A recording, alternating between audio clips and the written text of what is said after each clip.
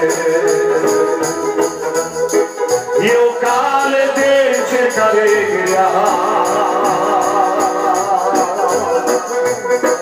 dar am și mângâieri pe ea, căci Domnul dă putere. Căci ori și cât de trist aș fi, când simt a lui putere, eu nu mă tem de niciun rău, că știu că Dumnezeul meu mi-a linat mea durere. Eu nu mă tem de niciun rău,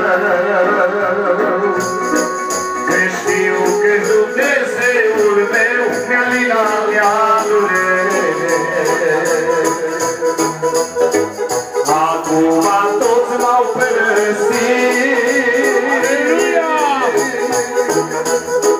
chiar prietenii pe cale, eu m-am rugat lui Dumnezeu să mă ajute tot mereu și să-mi dea răbdare.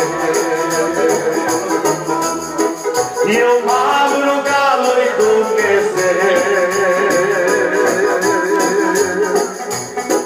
să mă ajute tot mereu și să-mi dea răbdare.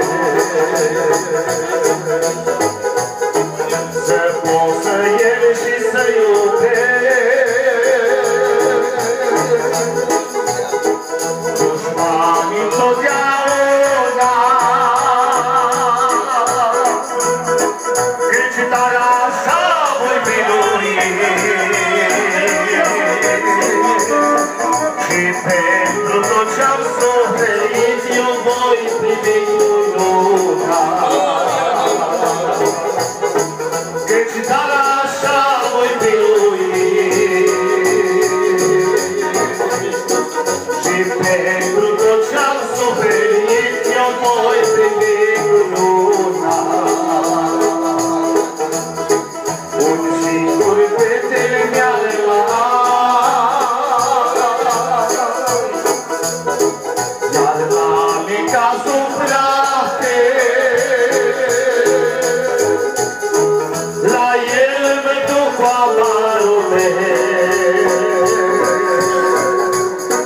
căci el e fiu de Dumnezeu și m-a scăpat de moarte. La el mă duc cu amarul meu, căci el e fiu de Dumnezeu și m-a scăpat de moarte. Pentru că e vina ta, pentru că e vina ta, pentru că e viu, eu cred în Dumnezeu. Pentru că e vina ta, pentru că e vina ta, pentru că e viu, eu cred în Dumnezeu. Doamne, vreau să beau și eu, aleluia, apa din izvorul tău, aleluia.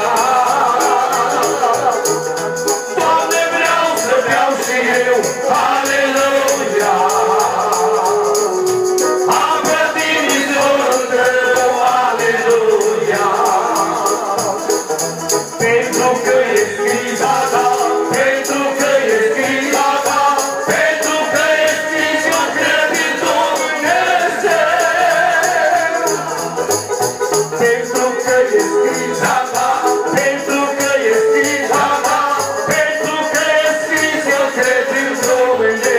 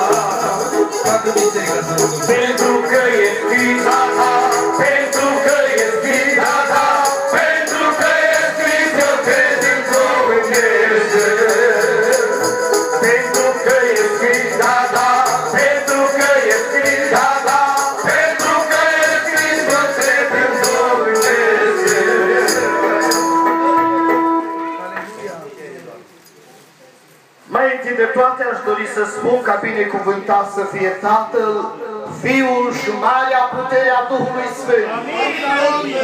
Puteți să spuneți un amin, fraților? Nu știu de ce sunteți triști, nu știu de ce sunteți atât de frământați, de îngrijorați, de triști, căci astăzi sunteți în casa lui Dumnezeu. Să ai grijă căci mâine s-ar putea să dorești locul acesta și nu să știe ce se va întâmpla. Și știi din ce cauză spun așa? Ziua de mâine nu este promisă nimănui. Aleluia! Și pentru faptul că ești în locul acesta, este harul, mila și îndurarea lui Dumnezeu. Și pentru lucrul acesta, iubitul meu, nu sta nepăsător. Și acum, cât ai timp, strânge un de lemn în candela ta, ca să faci parte de picioarele care au avut un de lemn. Aleluia! Și au fost gata, pregătite să intre. Nu trebuia să se pămească. Tu astăzi puneți întrebarea: din ce parte faci tu astăzi parte? Faci parte din cele 5 bune sau din cele 5 care au zăbovit?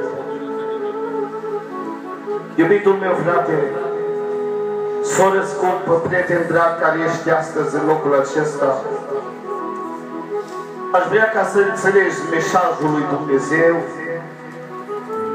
și astăzi, nu mâine, nu poimâine, nu peste o săptămână, nu peste o lună. Și Dumnezeu dorește ca astăzi să-i spui: Doamne, sunt aici și eu. Îndreaptă-ți privirea și spre mine în seara aceasta, Doamne. Vrei să-L cunoști pe Iisus?